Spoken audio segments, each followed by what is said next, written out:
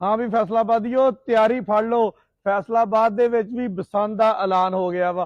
फरवरी दे विच पंजाब हुकूमत ने फैसलाबाद दे विच बसंत मिलान दा ऐलान कर दिता वा ते फैसलाबाद दी जिले इंतजामिया कोलों रिपोर्टा रिपार्टी जिहड़ी है ना वो मंगनी शुरू कर दी है कि भाईजान फैसलाबाद दे विच दसो कि किहड़ी-किहड़ी जगह दे उपर बसंत हो सकती है। नाल ही पंजाब हुकूमत ने जिहड़ी फैसलाबाद दी पुलिस है ना उन्होंने भी कहा वा कि ऐसी चीज़ां दसो जिहदे नाल बसंत दे विच लोगां दा जानी नुकसान ना होवे। क्योंकि वज़ीर आला पंजाब मरीम नवाज ने जो देखा ना कि लाहौर दे विच बसंत मनाउण दा जिद्दां ही ऐलान होया वा, जो उत्थे गुड्डे विकने शुरू होए आ ते माल इन्ना इकट्ठा हो गया वा, भावें एक पंजाब नाल होर निक्का जिहा बना लो, ज़्यादा वड्डा तो नहीं बनना हैगा लेकिन निक्का जिहा पंजाब उत्थे होर बना सकदे आ। इस सारी सूरत हाल नूं देखदे होए फैसलाबादियां वास्ते वड्डी खबर आ।